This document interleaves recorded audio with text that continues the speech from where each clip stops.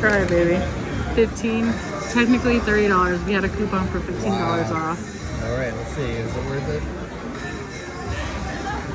We've had lobster in Maine, so lobster. It's good, but it's not a $30 roll. Glad you didn't pay full price. Mm-hmm. All right, going.